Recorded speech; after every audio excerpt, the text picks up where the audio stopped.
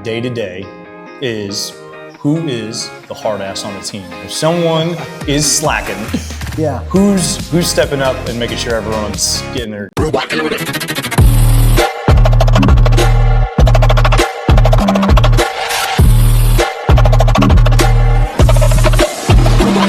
Welcome back to the channel, y'all. Jason Flanagan. I am at Coastal Carolina University right now at the baseball strength room with Dean Mihos, infield outfielder playing for the team. We are going to get into a little bit of discussion on his strength training and his mindset going into these larger stages, not just high level, but the actual stage they're on, what it entails.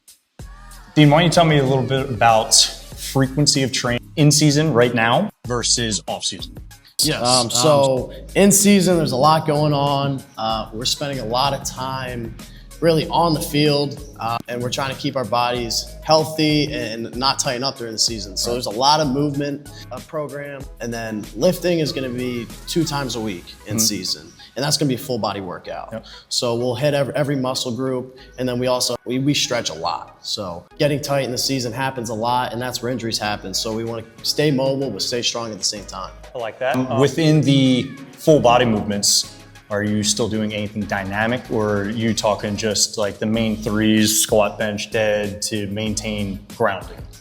Yeah, so there are specialized movements that will try to tighten up muscles, specifically around the shoulder.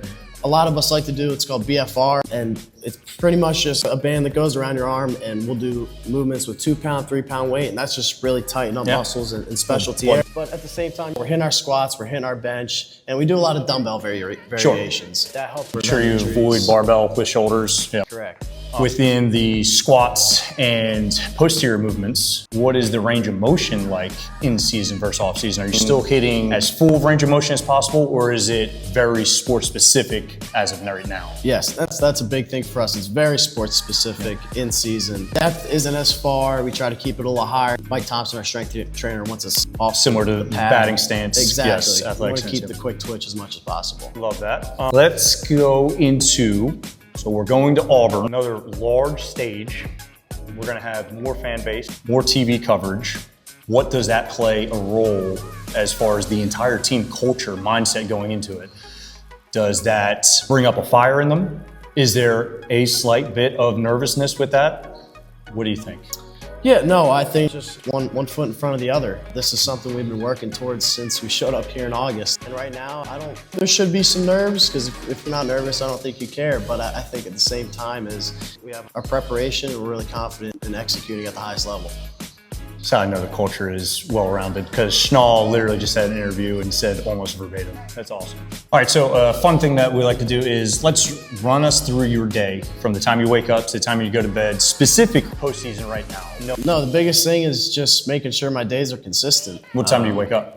I'll wake up pretty much as the sun comes up.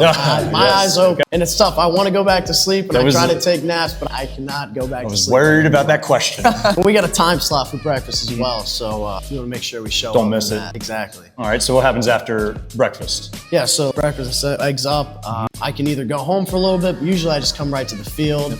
I'll hang out, maybe grab another snack, hit some electrolytes, liquid IV, just staying hydrated. And I'll come in the locker room, hang out for a little bit, and then usually we'll have a team meeting. And we come right in here for activation. And activation is pretty much just getting our bodies originally warmed up to go get ready to hit. So we do some rotational stuff and just get the full body warmed up. How long does that take? That'll be about 10-20 minutes. So then to the field. Exactly. Then we'll have half of us in the cages and half of us on the field. Is there any more movement on the field before we start? Correct. Yeah. So we have activation, and then we do our early hitter circuit, and then after that we'll have a full body stretch and running routine out on the field with Mike, and that'll be cones about 30 yards apart, and we'll just go, not 30 yards, excuse me, 30 feet, and we'll just go back and forth, do some static stretching, do some lunge and twist, and then we'll get up into full range of motion and start sprinting a little bit.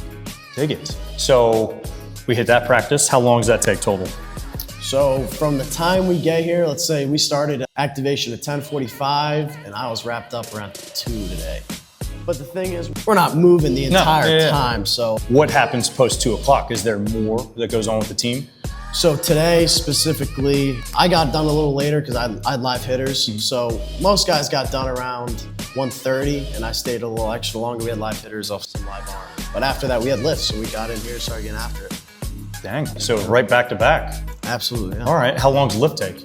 Lift will be about 45 minutes. Quick, in and out. We're already stretched out, so we'll get in here and then we're cranking. Is it time to eat yet? Yes, absolutely. Definitely time to eat. And that's definitely one of the more difficult parts when you're at practice that long, trying to fuel yourself. But we got the kitchen there. We're able to go get a snack, go get water, and then as soon as we're done, we're crushing food. Oh, so this stadium just contains everything. It's an island. Once you guys are on here, you don't need to leave it. Yes, I told people all the time, I was like, if I really needed to live at the stadium, I could. I really could. Love that. All right, so then lift ends, we're eating most of the time, I'm assuming. And then at night, are we having team meetings or any kind of mental preps going into this weekend? Usually at night, I'll just wind down at the house with the guys. I hang a lot. Blake Barthel, we've been in this thing together since freshman year. We pretty much do everything together. So we'll probably around 6:30, 7 o'clock, we'll go over to Rotelli, Italian restaurant right across the road. So that's cool. It seems like the R&R is very unstructured as a team, which I think is kind of unique, which is interesting. Usually the R&R is very structured and team-based. So too, there's other teams in the Super Regional that are more structured than that, and I don't know if that's necessarily a good thing.